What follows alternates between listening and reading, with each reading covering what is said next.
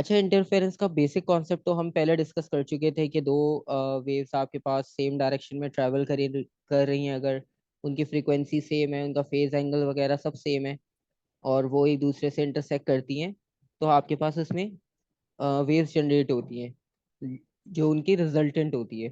ठीक है। अब कॉन्सेप्ट ये है कि अगर हमारे पास वेव्स की हम बात कर रहे हैं, और वेव्स की बात करने में हम इस तरह से डिस्कस करते हैं उसे कि लेट सपोज अगर हम एक सोर्स कंसिडर करते हैं और उस सोर्स को हमने इंटरफेयर करवाना है। ठीक है, अब हमें दो सोर्स की जरूरत नहीं है। अब ये एक्सपेरिमेंट परफॉर्म किया था और वो एक्सपेरिमेंट आपके पास फेमस है, डबल स्लिट यानी यंग डबल स्लिट एक्सपेरिमेंट के नाम से। ठीक है। तो वो बेसिकली हमने डिस्कस करना है कि वो कॉन्सेप्ट क्या था, और उसके रिजल्ट में हमें वेव्स किस तरह से मिलती है, उसका फॉर्मूला क्या होता है वेवलेंथ कैलकुलेट करने का, और ये सारी चीजें। तो वो अब हमने कॉन्सेप्ट डिस्कस करना है। फिर उसका जो है वो हमें एक फॉर्मूला मिल जाएगा, और जब फॉर्मूला मिल जाएगा तो फिर उसकी बेसिस पे हम और भी सारी चीजें सॉल्व कर सकते हैं, क्योंकि अभी तक तो हम सिर्फ थ्योरेटिकल पढ़ते आए हैं, उसमें हमने कोई फॉर्मूला या कोई ऐसी वैल्यू फाइंड आउट नहीं की अभी तक। तो हम स्टार्ट करते हैं यंग डबल स्लिट एक्सपेरिमेंट से।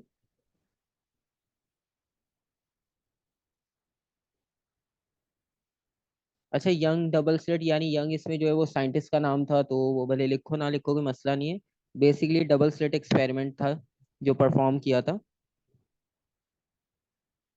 और एक चीज हमें पता है कि लाइट की डुअल नेचर होती है, और डुअल नेचर का मतलब ये एक पार्टिकल और एक वेव, हमने शायद शुरू में भी ये बात डिस्कस की थी। और ये एक्सपेरिमेंट जो अभी हम डिस्कस कर रहे हैं, ये सब एक्सपेरिमेंट्स वेव नेचर से रिलेटेड हैं। अभी यंग डबल स्लिट भी हम डिस्कस कर रहे हैं, ये भी वेव से रिलेटेड है, क्योंकि हम इंटरफेरेंस वेव्स की बात कर रहे हैं। तो ये सब आपके पास वेव नेचर को शो करता है लाइट की। ठीक है, मतलब ये उस नेचर का प्रूफ है बेसिकली। ठीक है। और जो साइंटिस्ट था बेसिकली, उस साइंटिस्ट ने एक्सपेरिमेंट परफॉर्म किया था।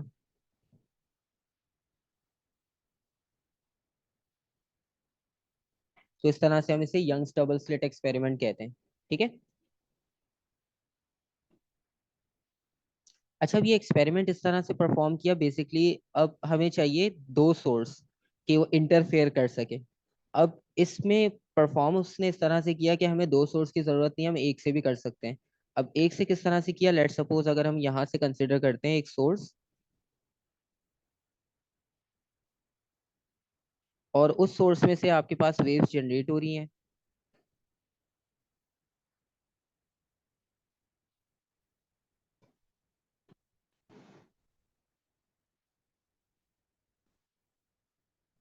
ठीक है। अब ये जो सोर्स जनरेट हो रही है, अब ये तो वेव जनरेट हो रही है, तो एक ही सोर्स से हो रही है। ठीक है। अब डबल स्लिट का मतलब ये कि एक आप लेट सपोज बैरियर लो, और उसमें दो आप स्लिट्स बना दो। स्लिट्स बनाने का मतलब ये कि हम उसमें थोड़ा सा गैप डाल देते हैं,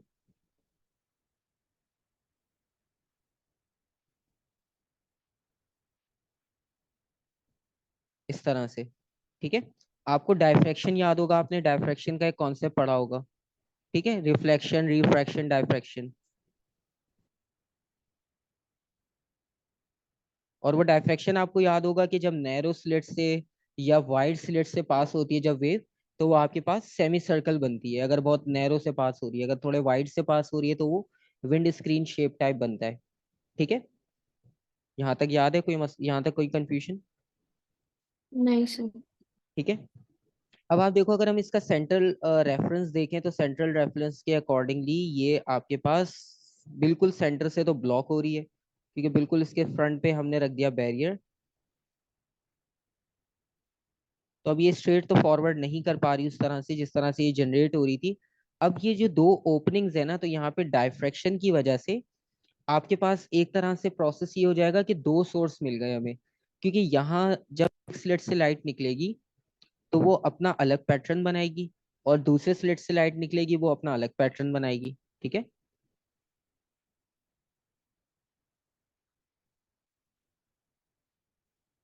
इस तरह से।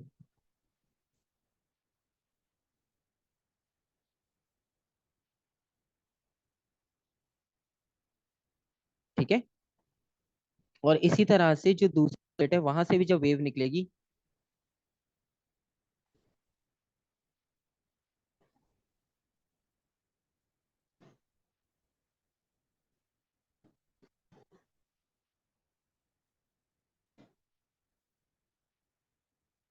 उसने अपना पैटर्न बना लिया।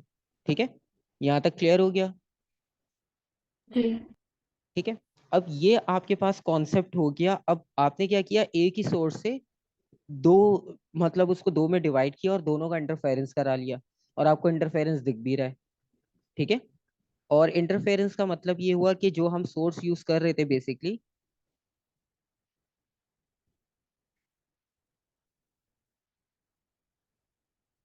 ये सोर्स हमारे पास मोनोक्रोमेटिक होगा। मोनोक्रोमेटिक हमने डिस्कस किया था, याद है मोनोक्रोमेटिक क्या था? सर जो सेम फ्रिक्वेंसी के। ठीक है, सेम सी है तो वेवलेंथ भी सेम रहेगी, चेंज नहीं होगी।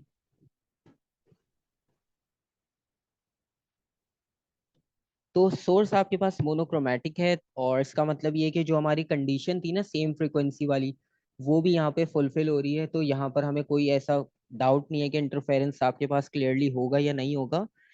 तो इसमें आपके पास कोई ऐसी कंफ्यूजन नहीं है। अब स्लिट्स की अगर हम बात कर लें, तो किसी भी एक को ए कंसिडर कर लो, किसी वाले, आप ऊपर वाले को ए कर लो, नीचे वाले को ए कर लो, मर्जी है, बस हमें दो स्लिट्स चाहिए। मार्किंग अपनी मर्जी से कर सकते हैं। ठीक है, और क्योंकि आपके पास ये एक ही सोर्स से जनरेट हो रही है तो मोनोक्रोमेटिक भी है। और जो आपके पास दूसरा कॉन्सेप्ट था ना कि फेज एंगल सेम हो, ठीक है, तो ये मोनोक्रोमेटिक भी है, प्लस इसको हम प्लस कर लेते हैं,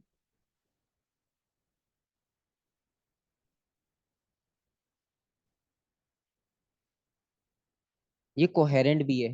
ठीक है, कोहेरेंट का मतलब है सेम फेज एंगल होगा। ठीक है, यहाँ तक कोई कंफ्यूजन? नो। ठीक है, तो हमारी जो कंडीशंस थी वो भी हमें इजीली मिल गई। हमें कोई इतना ज्यादा वो भी नहीं करना पड़ा कि लाइट सोर्स ढूंढे हम दो सेम बिल्कुल, और उनको इंटरफेयर करवाने की वो करें यहाँ पे प्रैक्टिस। तो ये आपके पास काम हो गया बहुत इजी। अब इंटरफेरेंस तो हमें मिल गया। ठीक है, अब इसमें जो है वो डार्क फ्रिंज भी बनेंगे, ब्राइट फ्रिंज भी बनेंगे। अब इसमें डार्क और ब्राइट फ्रिंज कहाँ होंगे? जो लाइंस हमें नजर आ रही है ना, इन लाइंस को हम ब्राइट फ्रिंज कंसिडर कर लेंगे, चाहे वो ए पे हो या बी पे हो।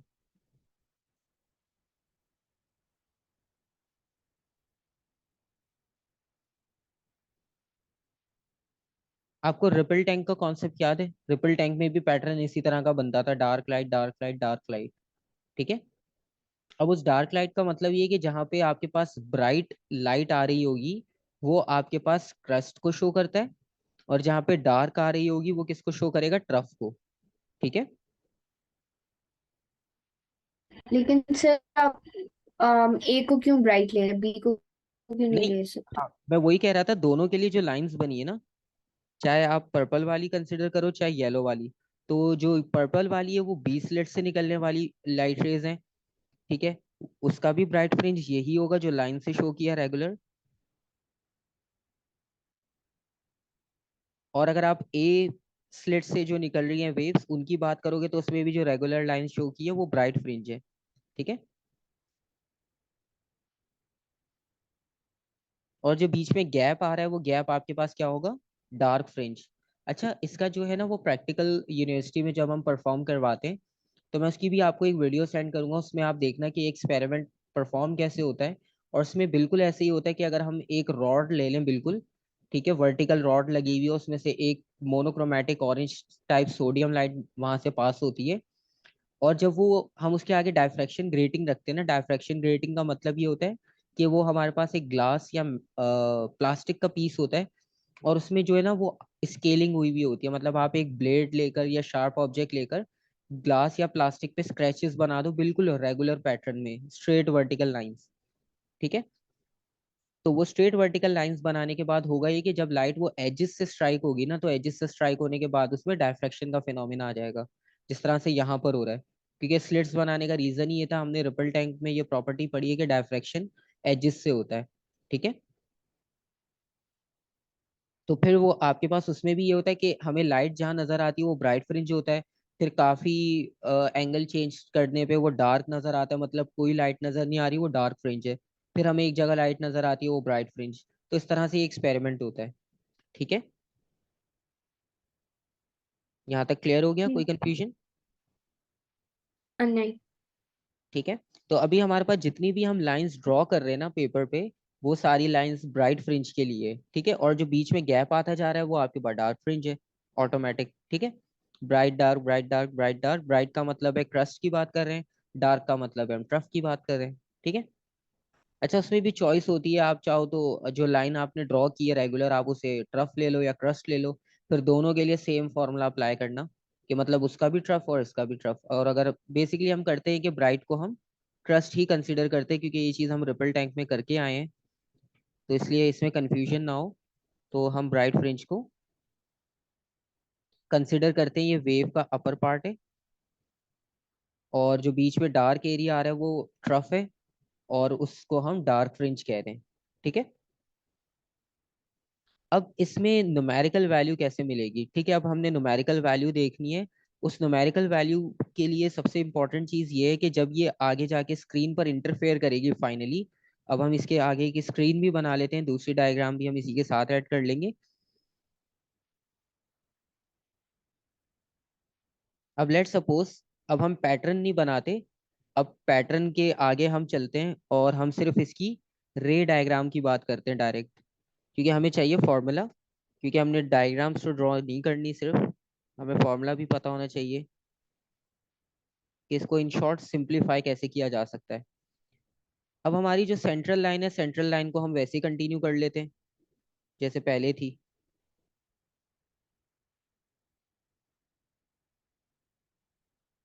ठीक है। ये वही सेंटर रेफरेंस लाइन हमारे पास चलती आ रही है। बीच में मैं थोड़ा इसको गैप कर देता हूँ ताकि ये कंफ्यूजन ना हो कि डायग्राम एक है या अलग अलग है,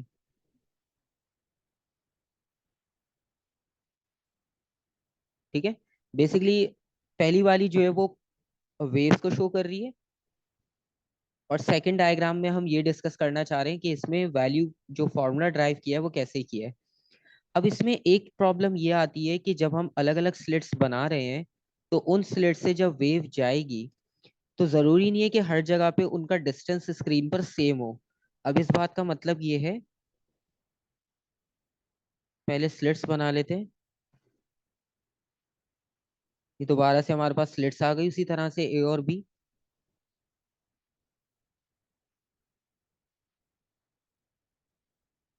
अच्छा, अब लेट सपोज स्क्रीन पर हम एक पॉइंट कंसिडर कर लेते हैं, अपनी मर्जी से कहीं भी ले लो आप, ठीक है। कोई इसमें रिस्ट्रिक्शन नहीं है कि ये वाला पॉइंट क्यों लिया, वो वाला क्यों नहीं ले रहे। अब जब तक हम सेंट्रल लाइन बनाई ना, सेंट्रल लाइन का मतलब ये है कि जब तक दोनों साइड से इक्वल इंटरफेरेंस होता रहेगा, तो हमें पता है कि ऊपर, सेंटर से ऊपर और सेंटर से नीचे, दोनों तरफ से इक्वल वेव इंटरफेयर कर रही है। लेकिन वो पॉइंट जो ए के क्लोज है या बी के क्लोज है, ठीक है। अब जैसे लेट सपोज एक पॉइंट लेते हैं हम यहाँ पर,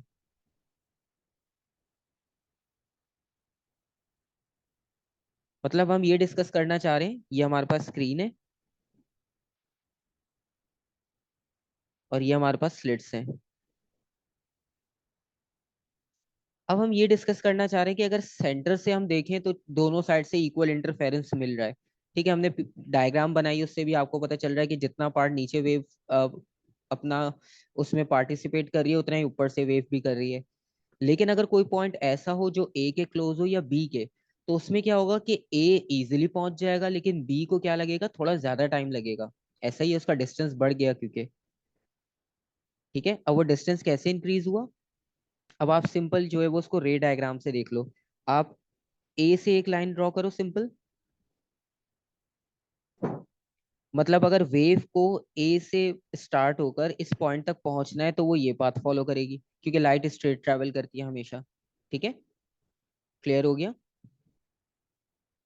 जी और अगर कोई पॉइंट बी से आ रहा है और वो इंटरफेयर तो कर रहा है, लेकिन अगर हम उसका पाथ फाइंड करना चाह रहे हैं, तो उसके लिए मिनिमम हमें पता है कि ये पाथ होगा, ऐसा ही है। जी अब इसमें प्रॉब्लम क्या आ रही है कि बी वाली जो लाइन है, जो स्लिट बी से लाइट वेव जा रही है और वो इंटरफेयर कर रही है ए के साथ स्क्रीन पर, तो उसका डिस्टेंस तो ज्यादा हो गया, ठीक है। और जो ए से जा रही थी उसका डिस्टेंस कम हो गया। तो इसके लिए हम क्या करते हैं कि हम इसमें निकालते हैं कि मतलब जो डिफरेंस होगा, वो डिफरेंस कैसे फाइंड आउट करेंगे, ठीक है। वो डिफरेंस का कॉन्सेप्ट सीखना है, क्योंकि डायग्राम में कभी कभार लिखा होता है कि ये किस चीज को रिप्रेजेंट कर रहा है, तो वो आपको रिप्रेजेंटेशन बतानी पड़ती है कि ये रिप्रेजेंटेशन किस चीज की है। अब आप सिंपल अगर एक परपेंडिकुलर लाइन बनाओ ए से,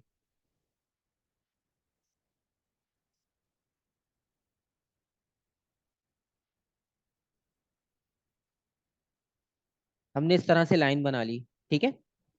अच्छा, अब आप ये देखो कि जहां पर ये पर्पल लाइन एंड हो रही है, अगर आप वहां से लेकर इस ब्लू पॉइंट तक का डिस्टेंस देखो, और ए से लेकर उस ब्लू पॉइंट तक का डिस्टेंस देखो, तो अब जो आगे वाली लाइंस हैं वो दोनों का डिस्टेंस अब आपको सेम लग रहा है। सर बस कहाँ से लेके कहाँ तक? हम ये वाला पार्ट कंसिडर करें, ठीक है। इससे पहले जो लाइन है ना ये वाली, इसको स्किप कर दो। जी। इससे आगे देखो, ठीक है, जहाँ डॉटेड लाइन खत्म हो रही है ना, उस डॉटेड लाइन के आगे से फिर अगर आप, से। फिर सेम हो गई। इसका मतलब ये हुआ कि ये जो पहले वाला पाथ है ना जो बी ने कवर किया, तो ये बेसिकली इसने थोड़ा एडिशनल कवर किया ए के कंपैरिजन में, ऐसा ही है, जी। ठीक है। तो बेसिकली हम इसमें ये जो पाथ बनाते हैं, और ये जो एडिशनल पाथ हमारे पास यहाँ पर आ गया, और ये हमने मार्क भी कर लिया, तो इसको हम कहते हैं बेसिकली पाथ डिफरेंस।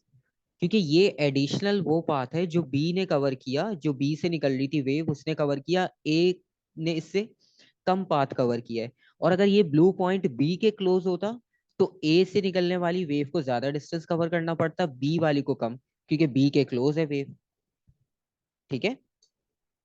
ये चीज समझ आ गई, जी। ठीक है। तो अगर वो आपसे पूछेगा कि पाथ डिफरेंस, तो पाथ डिफरेंस आपके पास इस पॉइंट को कह रहे हैं हम, कि ये जो पर्पल लेंथ हमें नजर आ रही है लाइन की, अगर हम इसको नेग्लेक्ट करके आगे वाली लाइन को कंसिडर करें तो दोनों का पाथ सेम है। लेकिन अगर हम इसके साथ कंसिडर कर रहे हैं तो फिर हमें प्रॉब्लम ये आ रही है कि आपके पास डिफरेंस आ रहा है, ठीक है। तो ये कॉन्सेप्ट है इसमें, क्लियर। जी।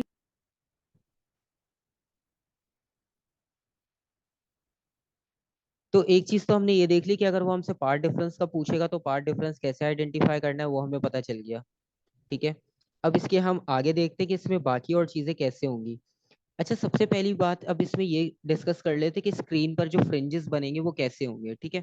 लेट्स सपोज जो सेंट्रल पार्ट है, तो सेंटर में तो लाइट जो स्ट्रेट जा रही है, तो सेंटर में तो हमें मैक्सिमम मिलेगी, सेंटर में तो लाइट नजर आएगी, क्योंकि लाइट स्ट्रेट ट्रैवल करती है। तो बिल्कुल हमें स्लेट के सामने इंटरफेयर होने के बाद लाइट कंपलसरी मिलेगी, ठीक है। तो उसके लिए हम कुछ इस तरह से पैटर्न बनाते हैं अपनी जो क्रस्ट और ट्रफ का जो कॉन्सेप्ट हमने पढ़ा है उससे रिलेट करते हुए, कि अगर हम सेंटर से स्टार्ट करें,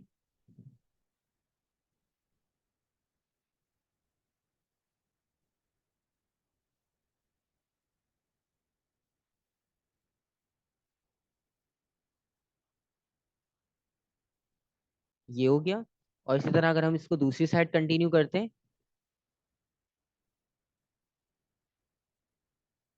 तो वो पैटर्न इस तरह से हो गया, ठीक है। अच्छा, अब इस पैटर्न से पता क्या चल रहा है हमें।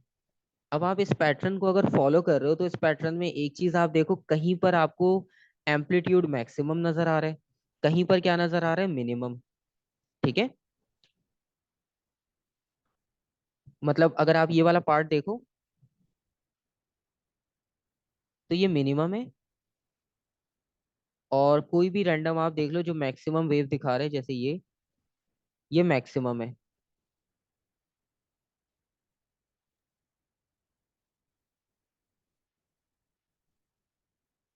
ठीक है। तो इसका मतलब ये है कि हम सिंपल अगर वेव स्क्रीन पर बनाना चाह रहे हैं अपनी डायग्राम के लिए, क्योंकि हम इसमें बिल्कुल 3D डायग्राम तो बना नहीं सकते, तो सिर्फ समझने के लिए हम चीजें मार्क करते जा रहे हैं।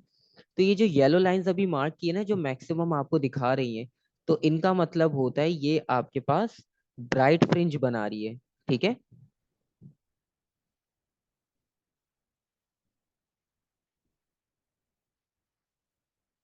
ये ब्राइट को शो कर रही है, और ये जो बिल्कुल क्लोज है ना स्क्रीन के, ये वाला पार्ट किसको शो करेगा,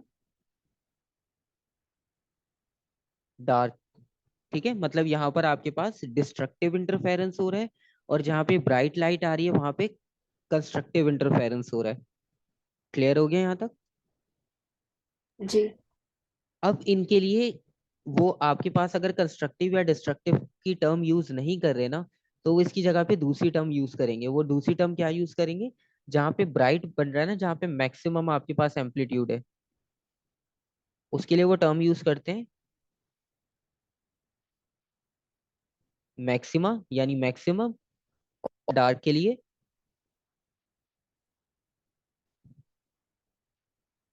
मिनिमा। मैथ्स में भी आपने देखा होगा कि मैक्सिमम वैल्यू मिनिमम वैल्यू, तो उसी से कॉन्सेप्ट है मैक्सिमा और मिनिमा। ठीक है, यहाँ तक कोई कंफ्यूजन? नहीं। ठीक है, अच्छा इसमें डायग्राम में इतना कंफ्यूज नहीं होना, क्योंकि अभी तो हम बेसिक समझ रहे हैं।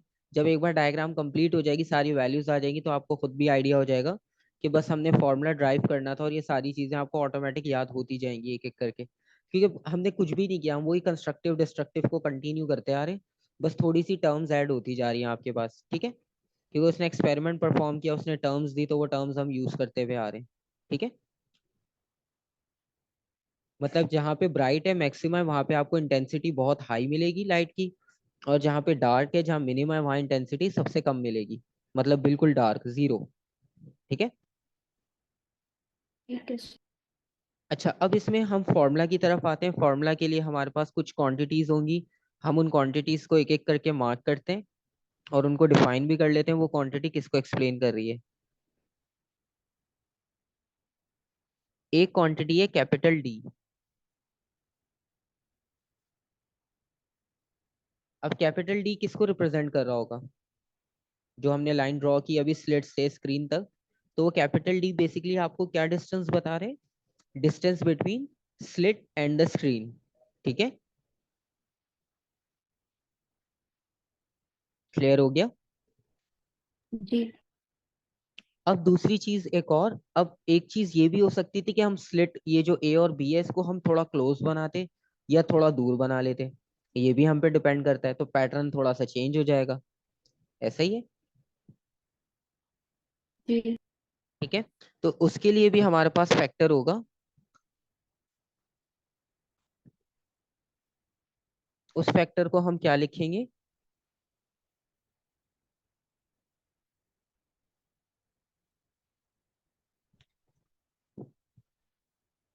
ए, स्मॉल ए।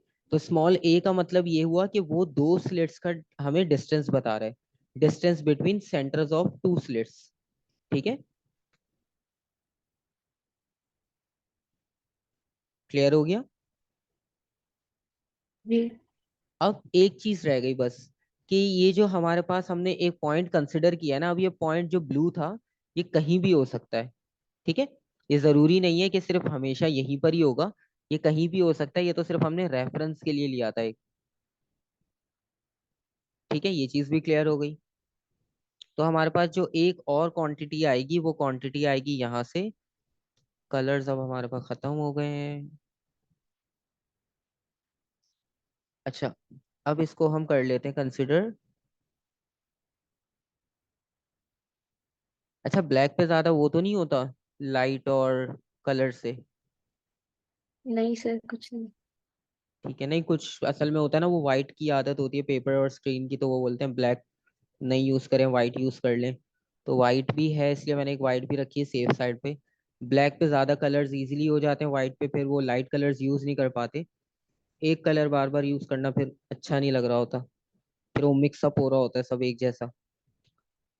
तो अब हमारे पास तीन क्वांटिटीज हमने अभी मार्क की। Capital D, distance between slit and screen. Small A, distance between the centre of two slits या बिटवीन द स्लिट्स। और एक हमने मार्क किया है एक्स। एक्स क्या होगा? अब एक्स आपको बेसिकली ये बताएगा कि आपके पास जो एक ब्राइट फ्रिंज था और दूसरा ब्राइट फ्रिंज था, उन दोनों के बीच में क्या डिस्टेंस रहा। ठीक है, उनका डिस्टेंस बेसिकली। ठीक है, वो मैं सारे फैक्टर्स अभी लिख भी रहा हूँ, क्योंकि डायग्राम में तो ऐसे याद नहीं रहेंगे क्या किसको क्या सर एक्सप्लेन। वो एक्स वाला वापस रिपीट करें, किस चीज के बिटवीन है? इस एक्स को पहले तो मैं शॉर्ट कर दूं, क्योंकि मैंने थोड़ा सा लेंदी कर दिया। अच्छा देखो, एक हमें जो ब्लू पॉइंट था वहां पे हमें क्या मिल रहा है, कंस्ट्रक्टिव इंटरफेरेंस, ठीक है। जी।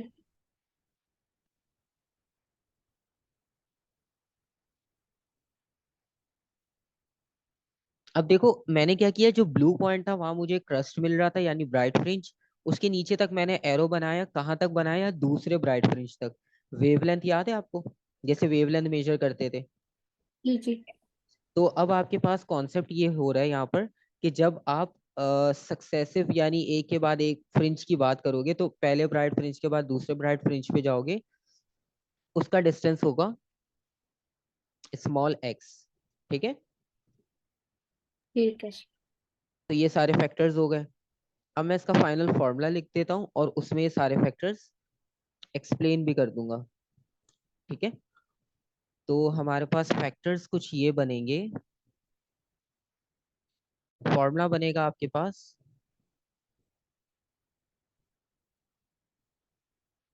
Lambda into D is equals to A x.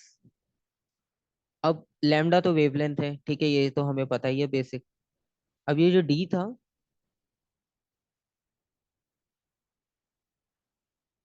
Distance between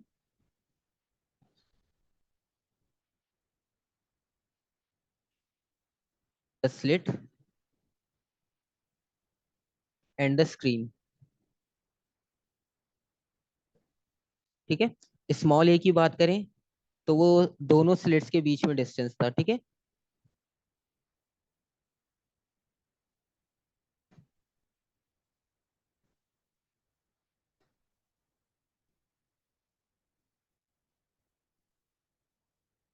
x की अगर बात करें तो वो हमारे पास जो है वो उसको हम लिखते हैं फ्रिंज विड्थ। मतलब कभी होगा कि फ्रिंज क्लोज है, कभी दूर है, तो उनकी विड्थ आपके पास बेसिकली चेंज हो रही है।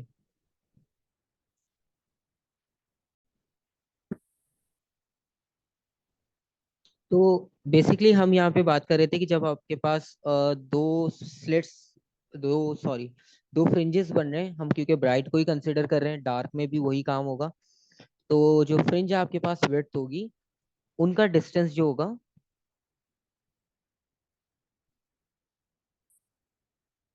उसको हम कंसिडर करते हैं एक्स, ठीक है। यानी सिंपल वर्ड्स में हम कह रहे हैं distance between successive bright fringes, ठीक है। तो एक फ्रिंज से लेकर अगर हम दूसरे ब्राइट फ्रिंज को देखें तो दोनों के बीच का जो डिस्टेंस होगा वो आपके पास कंसिडर करेंगे हम उसे एक्स की वैल्यू, ठीक है। अच्छा अब इसमें पता है क्या, अब इसको सिंपलीफाई करने के लिए हम इसमें ऑर्डर्स बना देते हैं। ऑर्डर्स कैसे बनेंगे, इसी पे एक ऑर्डर मार्क करके दिखाऊं आपको। अब लेट सपोज जो सेंटर था ना, तो सेंटर में तो हमारे पास समझ लो हम स्टार्ट कर रहे हैं, हम सेंटर को हमने रेफरेंस बनाया है। तो जिस तरह हम ओरिजिन लेते हैं तो ओरिजिन में ओरिजिन की वैल्यू क्या होती है, जीरो। तो वो एक रेफरेंस पॉइंट होता है कि यहाँ से स्टार्ट करना है, ठीक है। तो इसी तरह से जो हमारा सेंट्रल पॉइंट होगा, तो सेंट्रल पॉइंट को अगर हम अपना रेफरेंस पॉइंट बनाते हैं, ओरिजिन बनाते हैं, तो उसकी वैल्यू क्या होगी, जीरो, ठीक है। आप इसे जीरो कंसिडर करोगे, N is equals to zero, जो सेंटर वाली लाइन है। अच्छा अब सेंटर से आपके पास दो ऑप्शन है, आप अपर डायरेक्शन में भी जा सकते हो, डाउनवर्ड डायरेक्शन में भी आ सकते हो, ठीक है। अगर आप डाउनवर्ड में आओगे तो जब आपको पहली बार ब्राइट फ्रिंज मिलेगा तो वो क्या कहलाएगा, फर्स्ट ऑर्डर। जब दूसरी बार ब्राइट फ्रिंज मिलेगा, सेकंड ऑर्डर। तीसरी बार मिलेगा तो थर्ड ऑर्डर। तो हम इसमें ये वाला टर्म यूज करते हैं, ऑर्डर वाली, ठीक है। मतलब जैसे ये हमें सेकंड वाली मिल रही है ना यहाँ पर, हमारा फर्स्ट होगा डाउनवर्ड के लिए, फिर ये वाला सेकंड होगा डाउनवर्ड में, फिर इसी तरह से लास्ट में थर्ड होगा, ठीक है। और अगर हम इसको ऊपर लेकर जाएंगे तो ऊपर भी यही फॉलो होगा, N is equals to one, N is equals to two, ठीक है। क्लियर हो गया। जी। जी। तो ये जो एन हमने लिखा है बेसिकली, इस एन का मतलब ये है,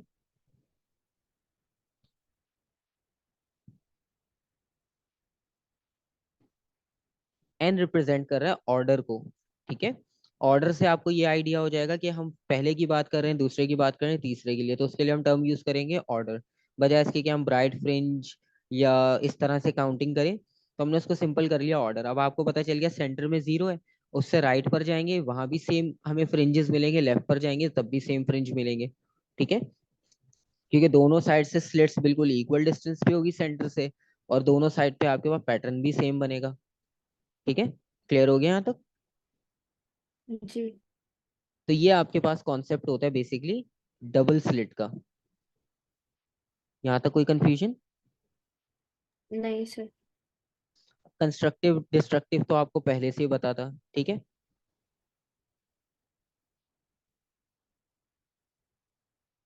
अच्छा एक चीज इसमें हम और ऐड कर लेते हैं कि हमने व्हाइट लाइट की जगह मोनोक्रोमेटिक यूज की। अब व्हाइट लाइट में क्या होता है, एक तो उसमें 7 कलर्स हैं, उसमें मिक्स वेवलेंथ आ जाएगी। ठीक है, तो व्हाइट लाइट का एक ये प्रॉब्लम है। तो व्हाइट लाइट में हम अगर यूज करते तो उसमें मिक्स वेवलेंथ आती, फिर इंटरफेरेंस में प्रॉब्लम होता कि कहीं पर वेव इंटरफेयर कर रही होगी तो वेवलेंथ सेम नहीं होगी। मतलब पर्पल कलर जो है वो रेड के साथ मिक्स हो गया तो वेवलेंथ डिफरेंट हो गई, तो इंटरफेरेंस का रूल जो है वो अप्लाई नहीं हो पाएगा, जो कंडीशन हमने पढ़ी है। ठीक है, जी। और दूसरी बात ये है कि जो मोनोक्रोमेटिक हम यूज कर रहे हैं यहाँ पर, उससे हमें एक चीज और मिल रही है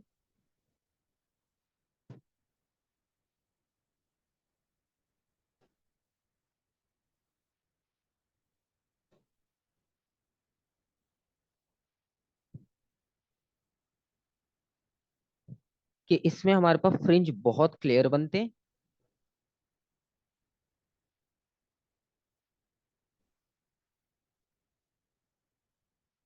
क्लियर फ्रिंजेस बनेंगे, एक बात हो गई। और दूसरी बात ये हमें मिलती है इससे